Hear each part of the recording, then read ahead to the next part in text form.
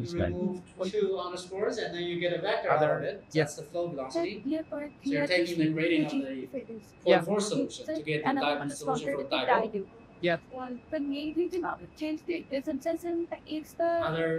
comments? Yeah, we'll talk Okay, about the and physics the later strength on, of the but essentially dipole, what's happening here is you have a lot of we know particles in the the system. structure, Yeah, and that's when just they- QQ. That's the direction of Q in the tensorial form. Yeah. And it's So they're stuck. Yeah, so in the model, you see all particles have a swing velocity, but when they're stuck, what it means is you're getting a large force from collisions that will remove your propulsive force. So you're stuck in these clusters.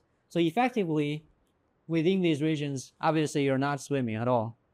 So your velocity is small, and that's quite intuitive. You know, if you watch a crosswalk, for example, when you have a lot of people going through a narrow space, what happens? You will slow down, right? That's the same thing for these active particles.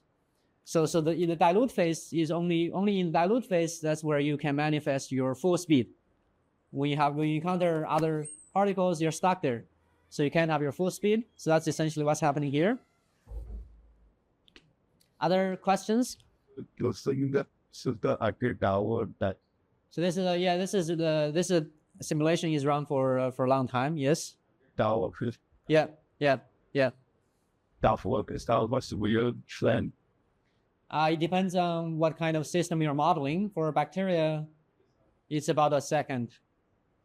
1 second, 1 to 10 seconds typically. Yeah.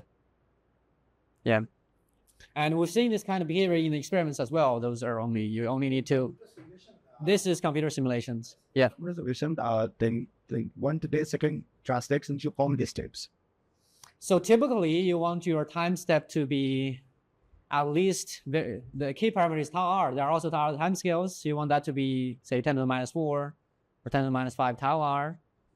So if you run say for 100 or 1,000 tau r, say take 1,000, that's 10 to the 7. 10 more seconds. 10 to the 7 steps. And you have to run that for a lot of particles, which perfectly gets to the next point that I want to talk about. In this slide, yeah. Size group. I cannot remember. But typically, what else that is for me starts and About typically, if you want to get accurate statistics, it's about 10,000 or more than that. So the equations are simple, but you have to run them for a long time for a lot of particles. And that gets to the point of why don't we all write our own code for that? And the point is the following. So when you're thinking about the interactions here that I've outlined,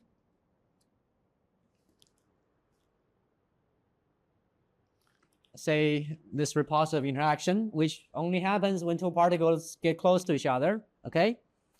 So of course in the simulation, a naive implementation is, suppose I'm currently looking at particle I in the system.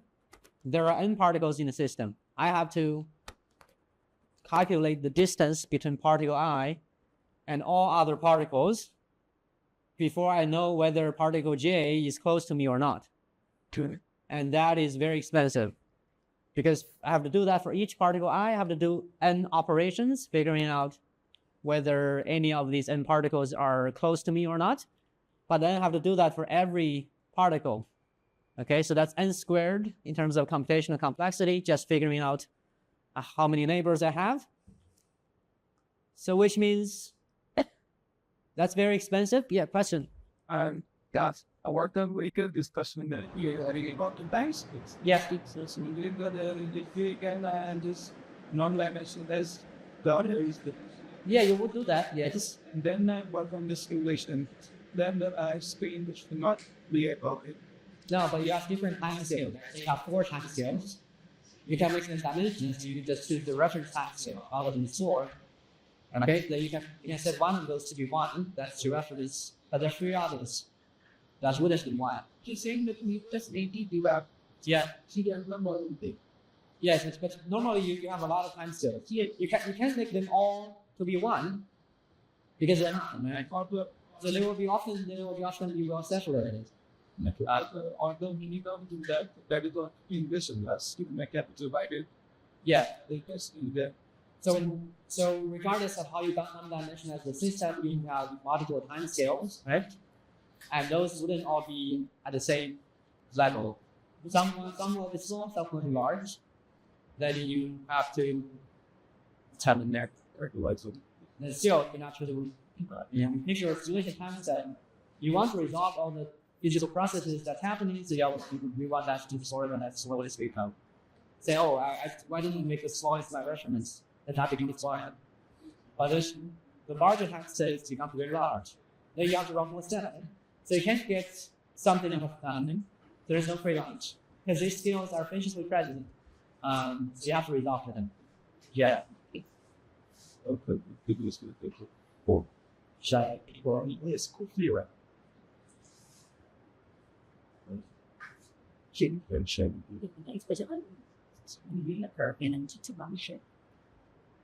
Absolutely, you will see. Well, we got. Yeah. Take it. It's connected. So, as we're thinking about resolving or checking how many neighbors do I have before I run the algorithm to calculate the positive forces, that's the story of foundations, which we don't want to do because we know in a system I can only have a few neighbors. Okay, so this gets to the side of open source simulators and algorithms that speed up computation. This has nothing to do with active network. These are the actual things that we care about, which simulate part of the systems.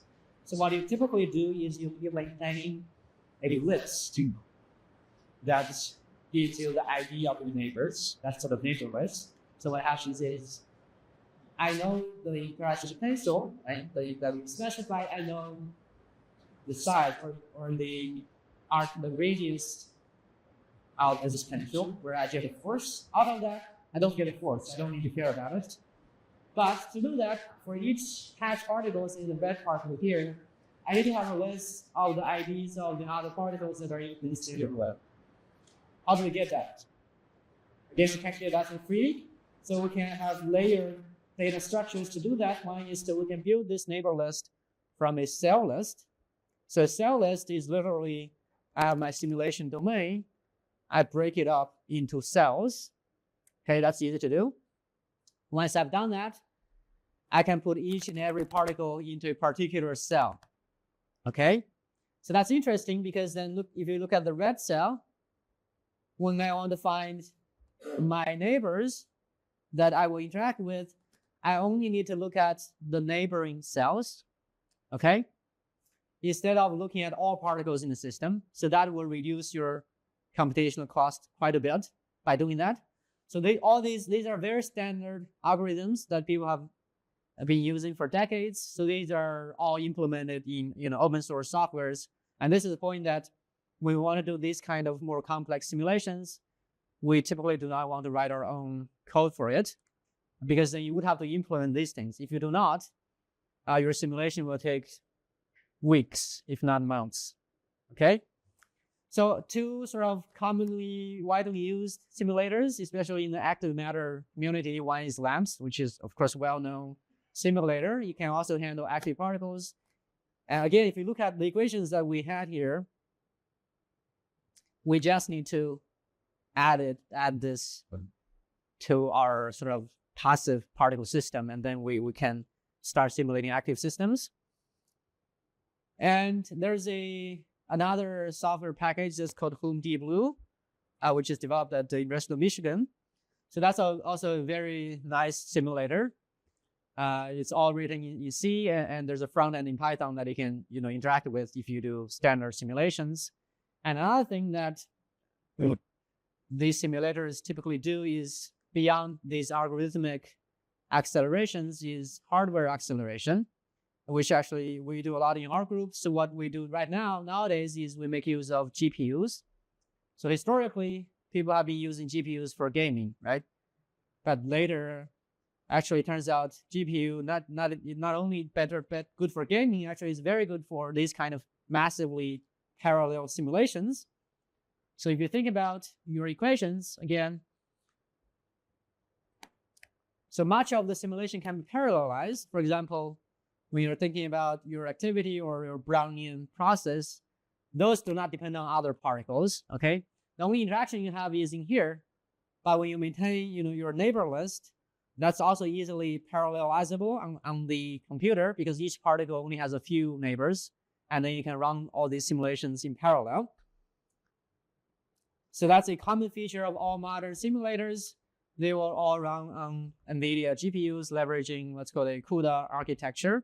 Essentially, it's a software language and also that can communicate with NVIDIA GPUs, which allows you to do massively parallel simulations. So the speed up, so you can also do these simulations in parallel using just multiple CPUs, okay? And typically, you can get about 10 to 100 times speed up by doing it on a CPU versus on a GPU. And the GPU can just fit into your desktop computer. Whereas if you're running that on a cluster, classical CPU clusters, just giant data centers, you don't need that. If you have a personal desktop computer with a modern NVIDIA GPU, you can easily run these simulations, okay? And so we're not going to talk about how to use these simulators in this course. You can go online and I've listed these websites. They have quite extensive documentation and also tutorials, but specifically for active matter that you can look at and try to play with if you are interested. And these simulators, again, you can adapt them for other kinds of simulations, not just for active particles. Any questions about this part? I'll share the slides later on, so you don't need to write down the links here. Okay, great. So let's look at another sort of well-known model in active systems, which is called a V-check model.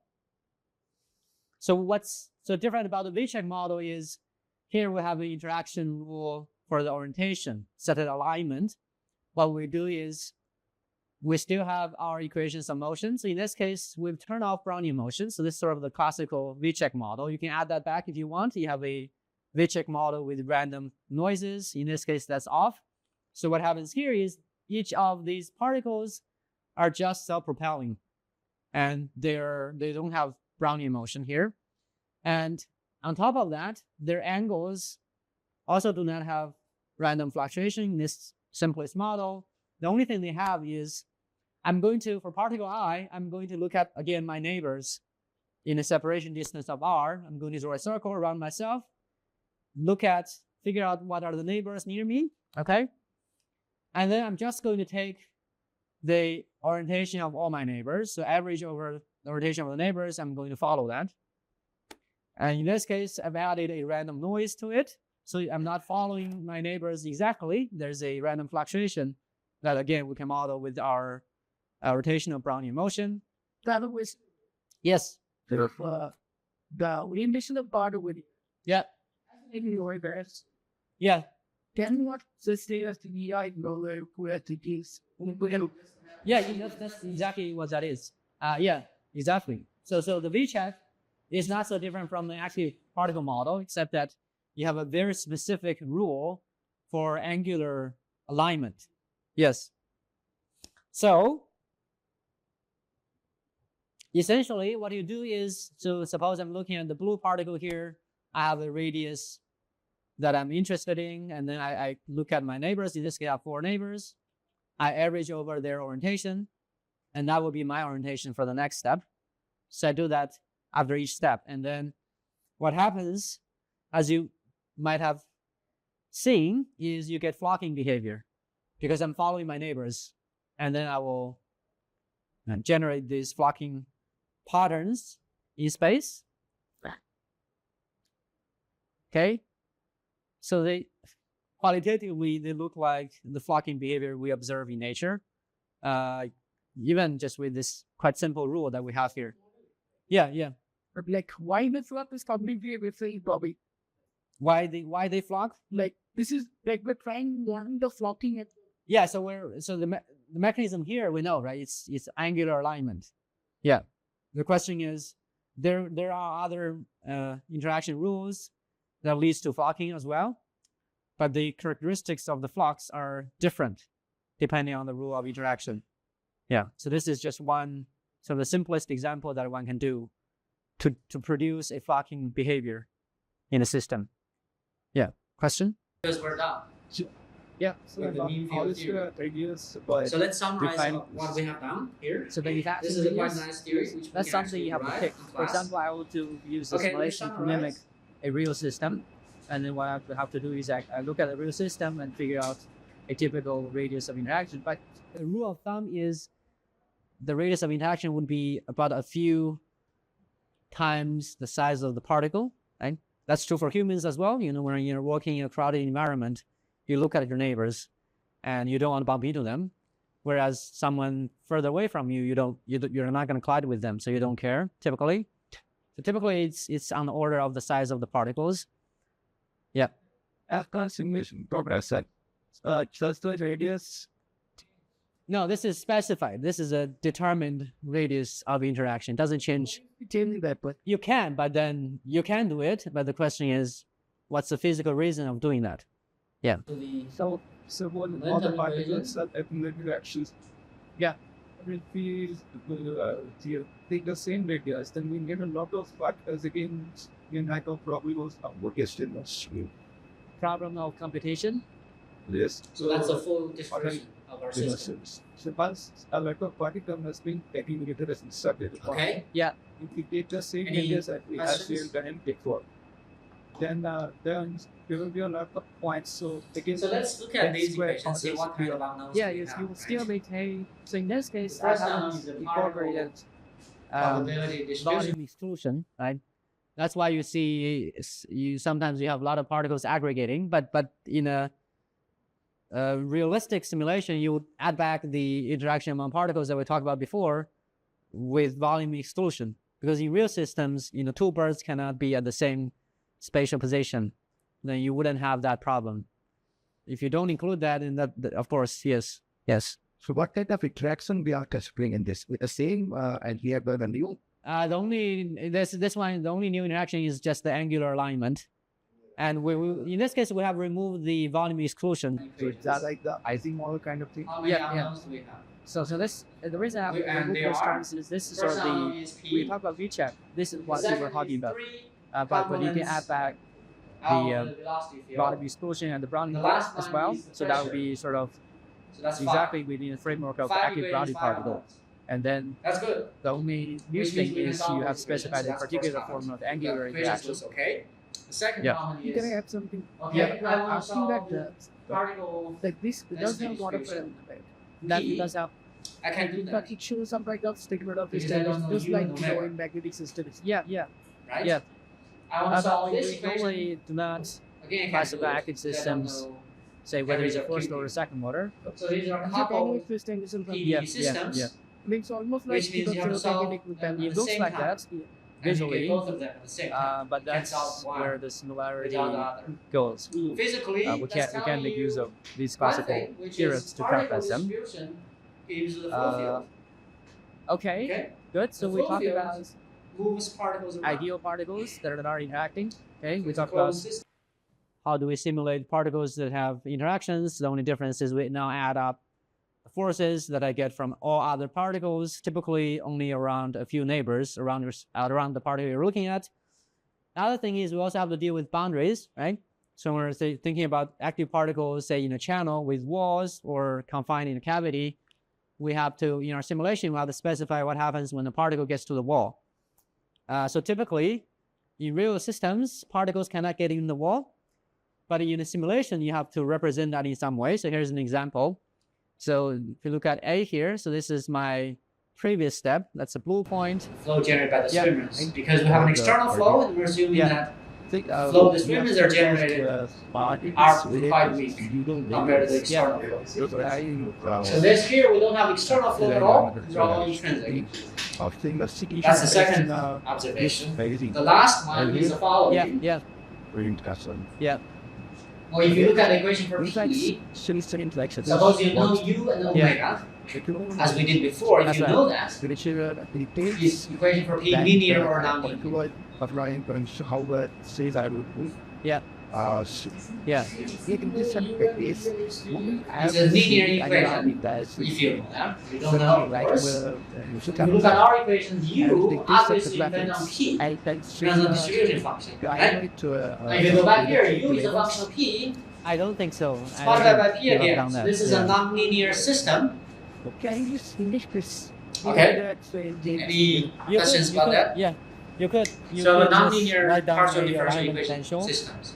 And that is good. And which depends Because on that's the what gives angles rise to and the spontaneous flows distance. and That's fat something you can formation. do. Yes. Okay? Yes. Yeah. I think so. Yes. Yeah. In one case, you can't.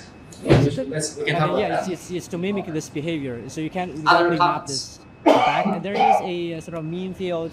Yeah. It becomes out of score because suspect. Yeah. Okay, so you're Like asking the about whether we can solve Yeah. these They can analytically? distract it. Yeah. Yes, we can. Yeah. In very specific cases. That's right. For example, What kind of things? Yeah. the only way we solve these kind of equations is to guess. So it is. Okay. That's Let's see if the following the bikers are distribution is a solution or not. this part. So consider, Yeah. suppose we have a homogeneous, randomly uniform distribution, which is the Okay. to characters. Yeah. say in 3 dimensions. The Yeah. net Yeah, notation that is is different one, from the four, nine. the mints. 3D, So in that and case, there's the no homogeneous attraction at all. density. It's just Let's see if I'm this can stuck. satisfy the equation that we have. Particles coming together and then they're all stuck there. Yeah. So they You look. The point Well, is you don't have to have attractive interactions. that can be for that possible path, then, if the flow field these is also active zero. systems. Because yeah. So there's no flow Persistence. homogeneous Yeah, so density I'm- distribution. I'm- Let's see if even that's though the I'm case. stuck, Let's they verify. have persistence. what we Yeah. have from our Persistence equations. is in the Okay. in the directionality of the movement. Mm-hmm. Okay, that they are moving in a particular direction. Yeah. But they are accumulating at certain region and making mistakes. Yeah. That is something which that's has to the be counted with some sort of I'm just writing up the interactions clause or some sort explicitly. of thermodynamical the constraints that I mean. Yeah. So look at effectively, this I guess in the first. case of the mints, So, what you can do is I've assumed that the flow is effective zero. speed so this that you is have, zero. Okay, we're is just checking dependent to on see the if this density. works or not. and then This is also if zero. it says that you're essentially is brought down to 0. So that's one way to do that. Yeah. And in this case, yeah, I think so. Yes. There is also a sort of a mean field description for this. That's equivalent to the discrete V-check model, which we'll look at I think either tomorrow or the day after, briefly. Yeah. So essentially you can coarse grain this to a level that you have a sort of nicer. It's not very nice, but some are nicer mean field equations that we can analyze. Yeah, and for the MIPS, the simplest case is really just the density-dependent velocity. So you take the active Brownian particle model, and then now that model is a mean field kind of model, and then you say, oh, my speed depends on the density field, and then you have to specify a relation of the speed versus density. Of course, that would be when density is low, you get your full speed, and then it's brought down to 0 at a particularly high density. And with that, you can reproduce, at least qualitatively, the MIPS behavior with just that. Yeah. So one thing I don't understand that in the case Of course, if you active have a systems, perturbation, yeah, that's what unlike the passive question systems is, where does your we system used to come get back some with a sort state of or not? free energy The answer, of function. course, Yeah. is not. Okay, we don't have In general, we it's can't not. say We'll that. look at it We don't more. say that. anything like that. Yeah. Where we can It's not say linear. You have to that do a stability abstraction is analysis. having figure the out harder to minimize what the free happens. energy or something like that. The more free energy comes out, Yeah. the It is what? Yeah. that is the reason why we are not. Yeah, so we often, It can be. and that's Yeah, a you great have- point, you have because chaotic then dynamics when we in talk it, about because you have active a non-linear systems, we system. often talk You about have it from a a non-linear mechanical system. point of view, forces, motion, things like that. So because mechanics always works, Yeah. we don't care about whether Yeah. it's equilibrium. So we don't have this language of yeah. But no free energy functions, so we can start talking that right? No, yeah, no, yeah. Other comments, questions? You should. Okay, so let's think about boundaries. So again, we want to make up a rule when we do simulations so that we can prevent these particles to get into the boundary. For example, here's a simple reflective condition. So suppose at my previous time step, I'm here, I'm close to the boundary, okay? So the gray shaded region is the wall, which I don't want to get into. So when I'm doing the simulation, I evolve the position to the next step, first without taking into account the wall, okay? So if I do that, it's possible I get into the wall. So that's this position here. What I do is, in this example, what we can do is let's draw a line connecting this position and the current position that's in the wall. And then I'm just going to reflect this point out into the domain by drawing a local tangent line at the point of intersection. So that's one rule of preventing them from overlapping. And you can pick up other rules depending on the particular problem you're looking at or particular interaction that you're thinking about. For example, here, why is this flipped?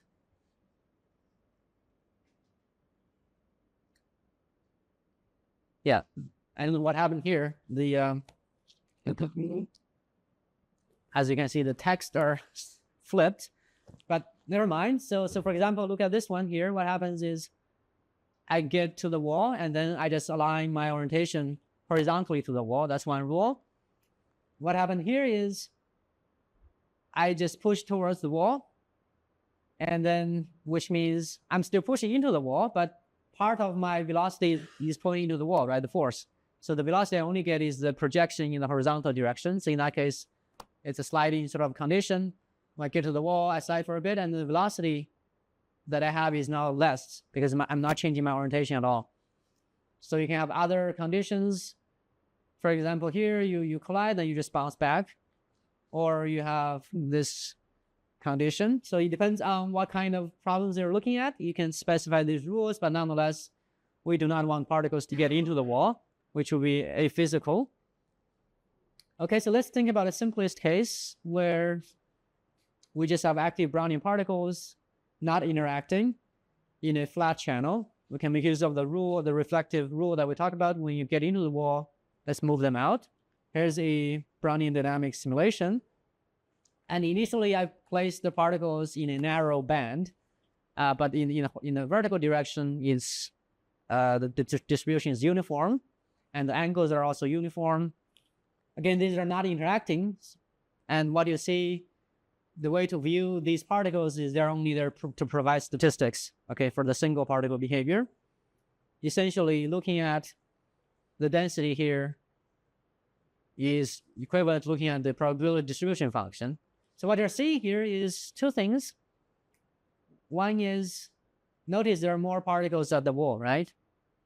And there are less in the middle. Another thing that you can see, if we look a bit more closely, especially at short times, is you see initially there's a wave-like behavior, and now becomes diffusive. Okay, we've seen that in the morning. This is just a Brownian dynamics simulations where you can sort of see that visually as well. Okay, good.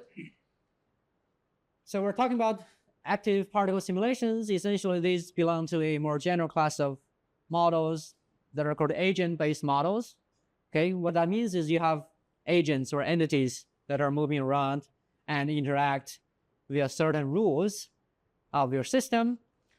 So there are other applications for these kind of models. For example, in crowd flow modeling, that's very practical. You want to, for example, in this case, you want to understand how people are aggregating or moving in a certain environment, or when there's flood, you want to evacuate people out of a building, right? So you can use agent-based models to simulate those kind of situations. So in those cases, a person would be an agent or a particle. So just like we do before, we can write down an equation of motion for each person. In this case, we have inertia here. And here's the simplest model that people have came up with. So when we're talking about evacuation, we have designated areas that we want people to go to. So that's represented by this direction and a certain velocity. And what happens here is this Wi, that's my actual velocity. So there's a relaxation time associated with that. So I want to essentially, there's an equivalent force that's trying to bias these particles towards the desired direction. And I have other things. For example, I can represent interactions of a person with the obstacle or environment with the force, right? So if I get close to the wall, I get a repulsive force. If I get close to the door, there's no force, so I can go through. And I can, again, this term is similar to what we talked about before. So that represents interactions of person I with all other people around me.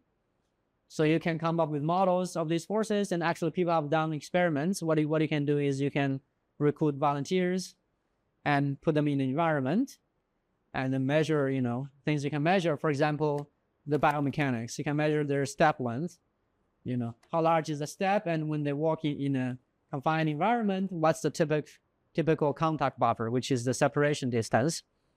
Or versus when they're just standing there, there's also a typical distance that you can measure. So you can incorporate these biomechanical parameters into this model, and then you can simulate human movement in that environment. So here's an example. These little dots are all just people, and you can look at how these systems evolve over time, using essentially the same tools that we talked about before. Okay, so it's not that different from what we're doing here. Comments about agent-based models. Actually is and the frothing which we have seen just before. Yeah, matrix, right? They're quite obvious when we see the streets. Yes. So if you, like for example, in this case, even if there is no interaction and each and every vehicles are independent from each other, other persons are But for humans, we're not necessarily, because we're intelligent, right? When we see That's a linear there's congestion, won't slow down, actually. yeah, but that is the intelligence. Okay, I understand. But the point is that if you see the thermodynamically also, Yeah. like for example, the previous example. So what is the solution to this equation? Say the birds. Yes. In the case of birds, are pieces. If they are swimming, Yeah. whether it's beneficial for the system to swim Which together means, or to swim alone. actually, you want to Yeah, look at the so A values that of this matrix. optimization is always It's there. positive. That's right. What And happens? that You have nodes optimization, like the following. They have the flocking E metric. to the lambda So t. it's a And now that's every positive. system wants If it to blows up. save If it blows Yeah. up, and to it's not gonna come back to expand as the synergy has you possible. so that's an And unstable. that is possible when they use Okay, that's the great. streamlined motion of each other. That's exactly it. So that's what you that have heard process probably in differential of equations class. involuntary In this case here, we also have spatial coordinated dependence. motion comes into So play. the way we Yeah, do that Yeah, is that we is can happening here. do further Yes. decomposition. That's happened on the streets also. When we Yeah. drive a car and we are on the roads, we used to be not very alone. So suppose you have a 100-kilometer long stretch. Yeah. We can No write way- down, say no delta U vehicles can represent out this Yep. in the you will be following. scared. When there's some So people complex used to be magnitude close to each other. Okay. And that's why you find and an exponential all the time to the of IPX the cascades of the vehicles. Okay. Yeah. Together. plus Yeah. lambda, So that happens on the streets also. Yeah. We used which to is say, a function of because k, if you which I will go explain on in the a road and moment, read, lambda if t. there's a traffic, you will find that So we can lots of vehicles are decompose going up, these and suddenly relations into you the will find following that form. there's Yeah. a vacuum. What You is can cross this? over. Yeah. Even if there is no Lambda. penalty, these streets are okay. This happens. Yeah. And it's just So lambda. this Lambda will depend on tendency k. itself is actually It's just creating this kind of recipient flocking kind We're, of. we're opposing this form. It's a necessity essentially a of finite cooperation equation where we're just to minimize representing the that congestion pervasive of in this each form. and individual you square. don't have Yeah. to do that, but this And will be convenient. to use it for Um, maximum Yeah, benefit. but in general, you can Yeah. That is something which is function in that form. bringing, even if This the is a system single mode, something but is in not general, you intended, have but that summation actually over is coming Yeah. all automatically. k's. Yeah, We're that's just right. looking at a single mode. In the See example what you talk mode about we the get fish, back. yes, Yeah. it's modified by that will hydrodynamics. represent It says the birds, behavior of Yeah, the system. yeah. Okay, for a single Yeah, mode. exactly. And then the k is not known here. The point is, Great. you will Other eventually establish comments, a relationship questions? between lambda and k. And you look at this form here. Okay, so let's switch gears slightly and talk about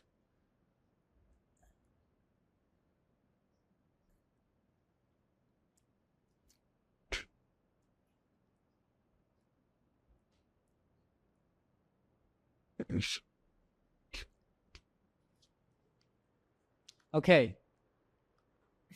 So we just looked at a video where we have active particles in a channel, right? What we've noticed is it seems there are more particles at the wall, where they're more likely to be at the wall than in the bulk. So if you think about the simplest case of active particles under confinement, So the simplest example is just in semi-infinite domain. So particles are only allowed on the right-hand side of the wall. They cannot get to the left-hand side. And going to the right is infinite. So you can imagine far away, there's a sort of homogeneous bulk density. That's an infinity. And as you get to the wall, the density is higher. And the reason is a simple kinetic phenomenon. So if you think about a imaginary plane here in a bulk, if I have a particle here nearby, I can cross this line instantaneously, right? If I have a velocity going in that direction. But that's not the case for a particle at the wall. First, if you get to the wall, you have to be swimming towards the left. Otherwise, you just go into the bulk. If you're swimming to the left and you're faced with the wall, you have to wait there for on the time scale of tau r before it reorients you back. So you spend more time here than in the bulk. Therefore, your density is higher. And for dilute systems, you can actually calculate that. If you look at the density on the wall compared to the bulk density, it's elevated. And the elevation is given by this ratio between the swim diffusivity and the Brownian value. Essentially, that ratio is the only non-dimensional parameter in the system which characterizes how active you are. So if this is 0, you get a uniform density. If not, the density of the wall is higher. More that people want the Yeah, so more active, this part is large, then the density is higher at the wall. Yeah. So it gets, No, take it one should be- gradient, I it get an depends IK on the geometry of out of the the exponential. Yeah, so Take we're 2, looking here I at k an squared, infinite planar minus k wall. squared. Yes. Okay. these resembles to only for this much. And then Only I still for have this. the Suppose the geometry is exponential defined. there. Then you will have curvatures that appear, which we'll talk about in a second. It is the generalized. But I can cancel out these terms way now. we see this like To to get say the you following can see what- position, the when there can be any shape of what like Yeah. is there any generalized particle for this? Yes, but it wouldn't be analytical. Okay, we have our model, We which have are this we're all relation, now experts about. okay? 8 active Brownian It's particles. not the positive or You solve negative. that, you get a density of the wall. This is the only problem where you have an exact solution. So this is exact in the context of an active Brownian particle model, and that's the only problem you can get. Exactly. We'll do this on Saturday. It will take about half an hour, but we can do it. Okay.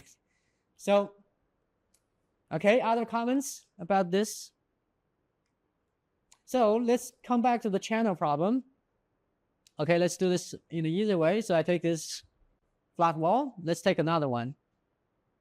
Then I get a U-shaped profile, right, for a flat channel.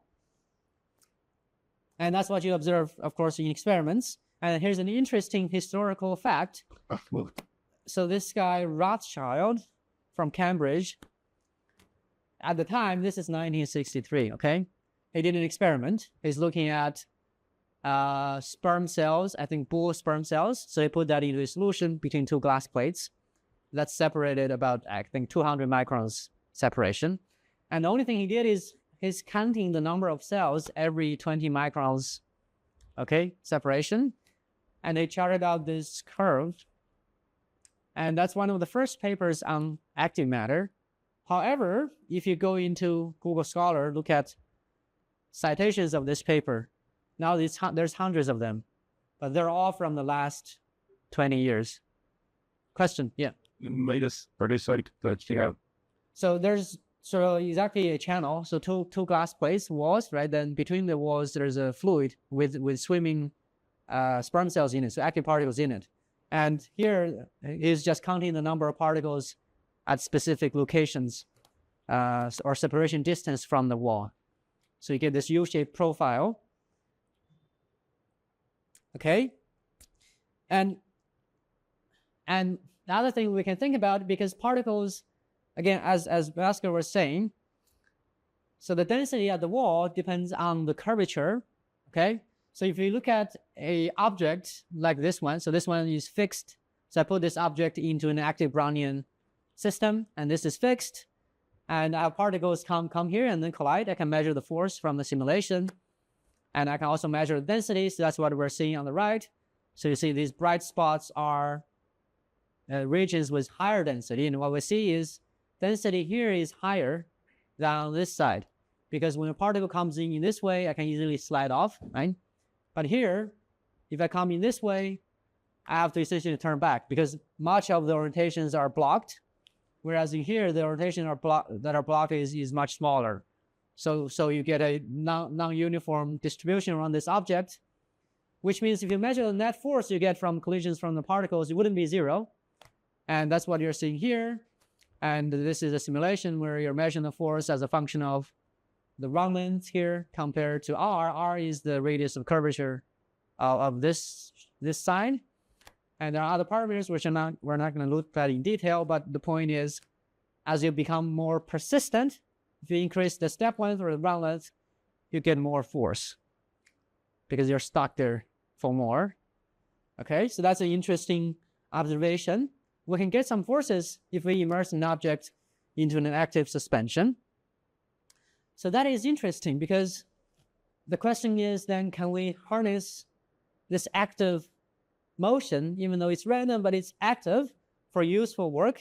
Well, we can do that because let's make a shuttle of this shape and put that into an active suspension.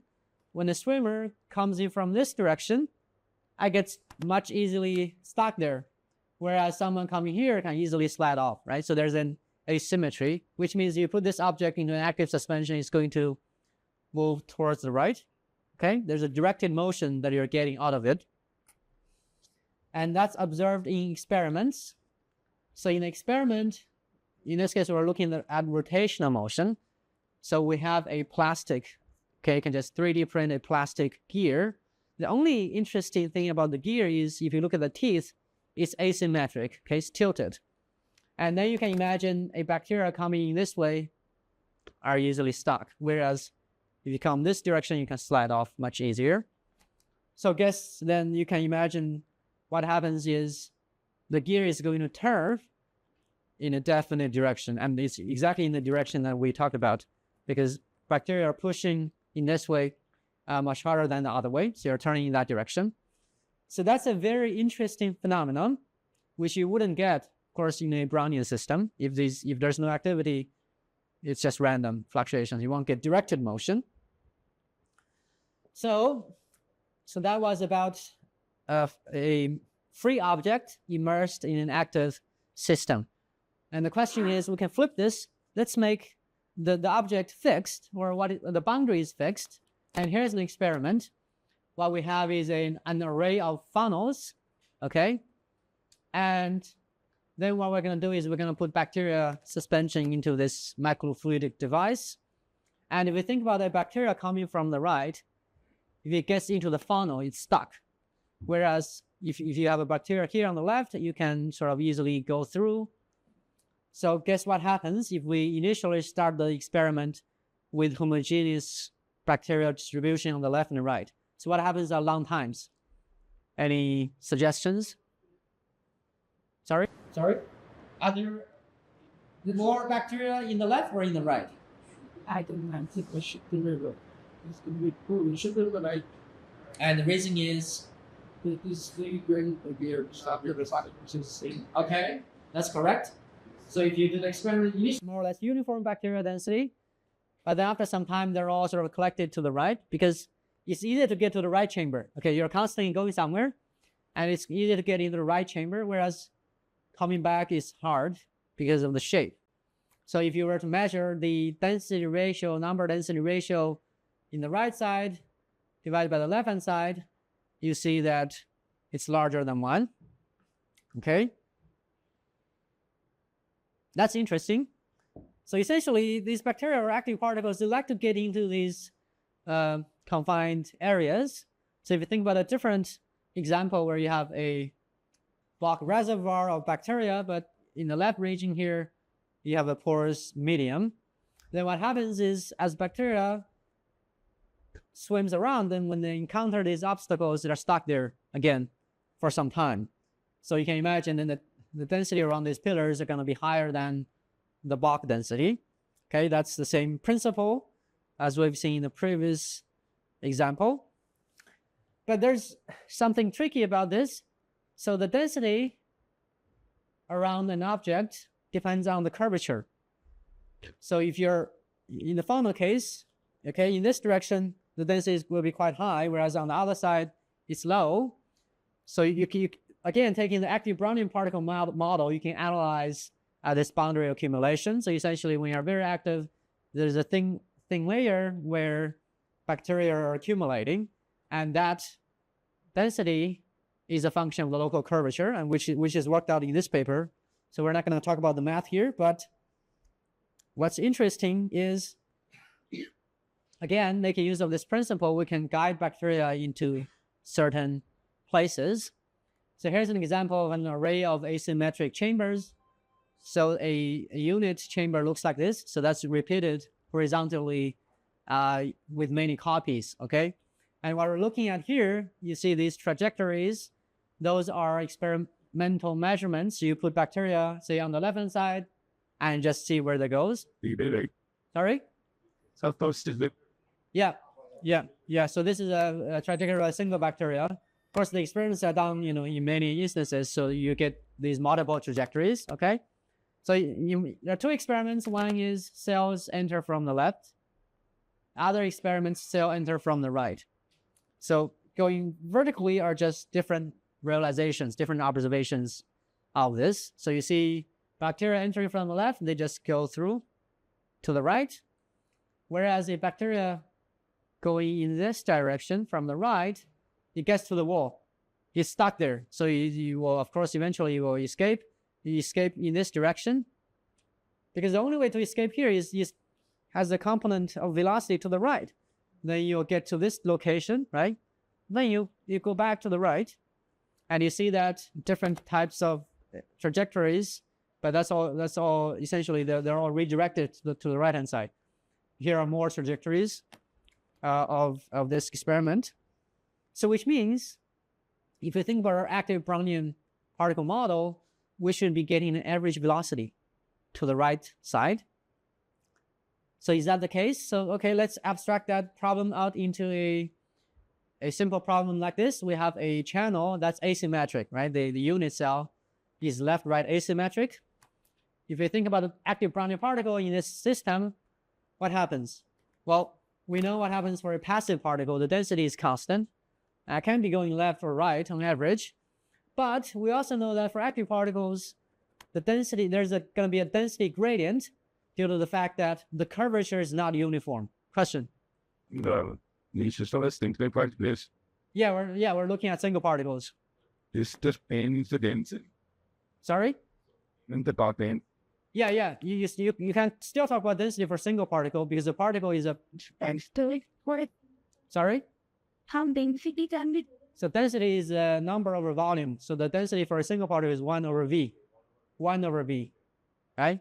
That's no different from more particles. Yeah.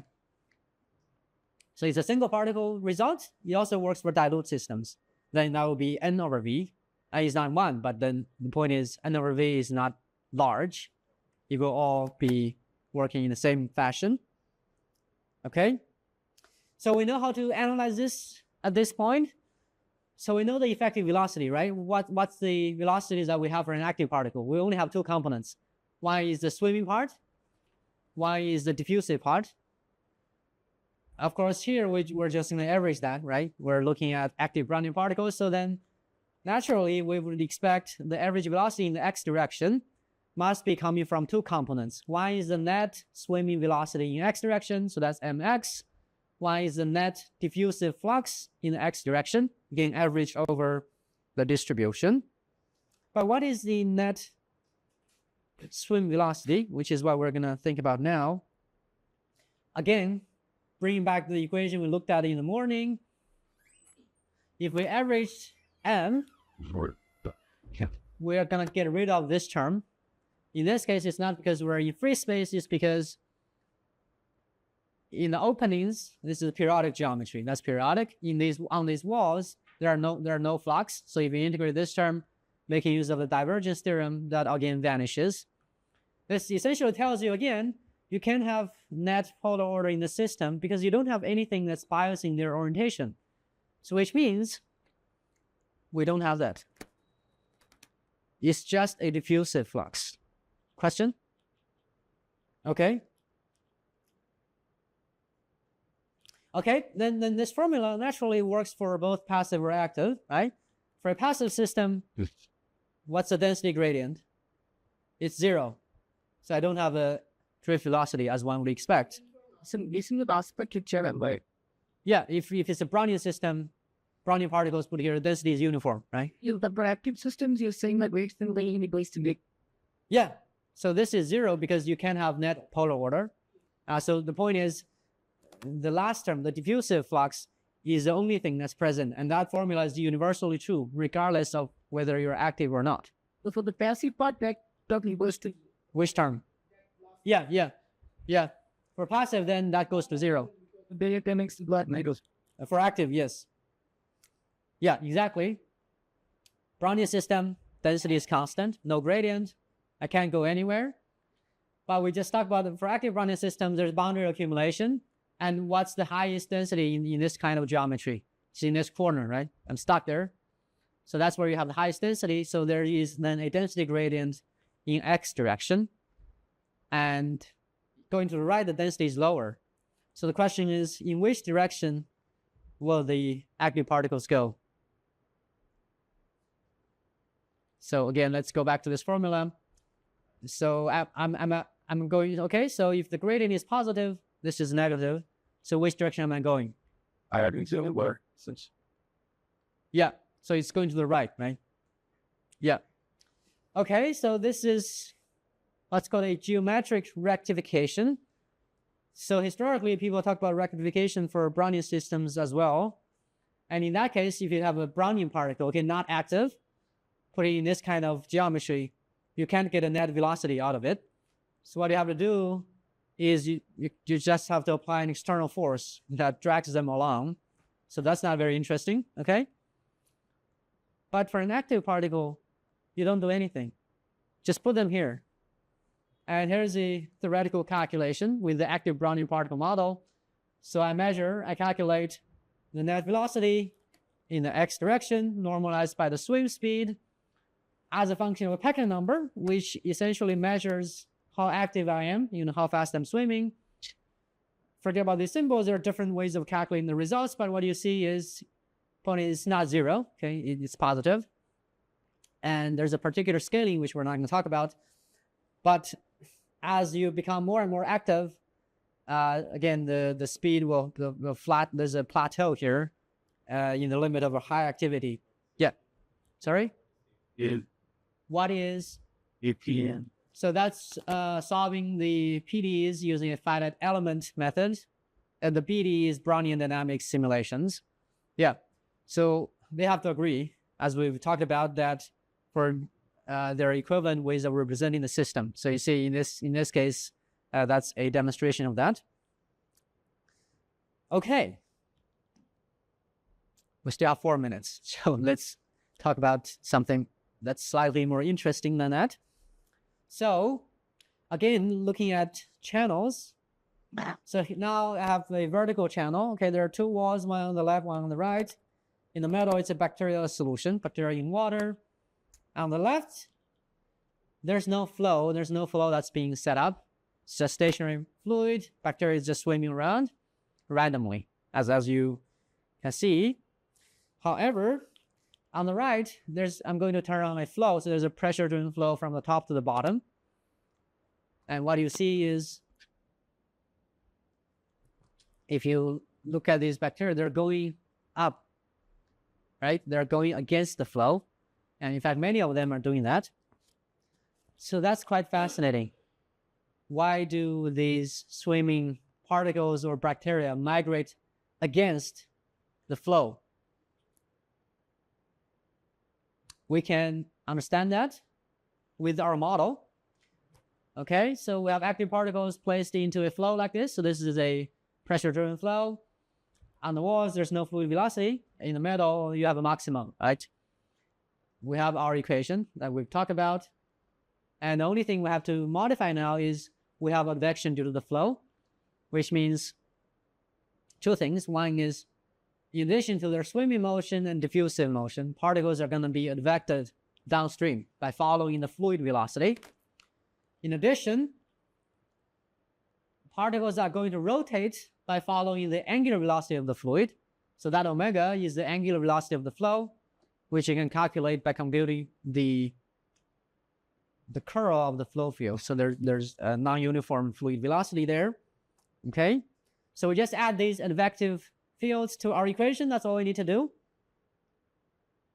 And here's a simulation result making use of Brownian dynamics, except that I've completely turned off Brownian motion. Okay, but the flow is present. So I'm going to start a particle at the center of the channel with an orientation pointing to the upper wall. So what happens? Because I have a direction to the flow is going from the left to the right.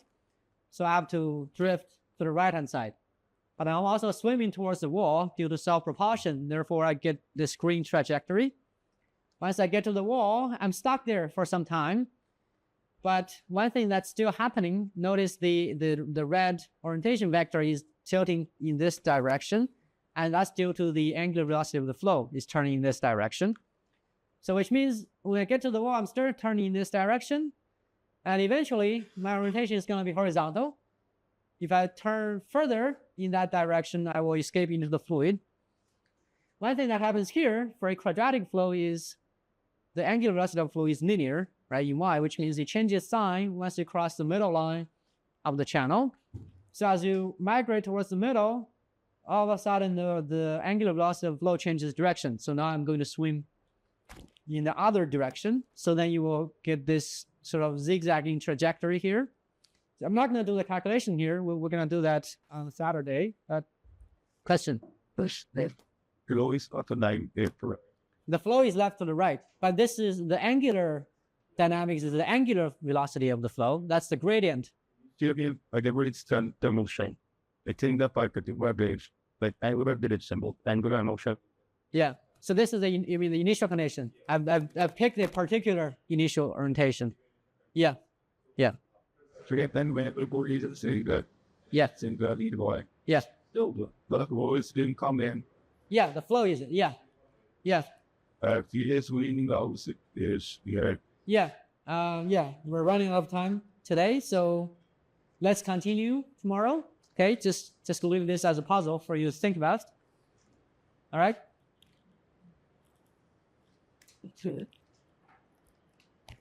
Yes,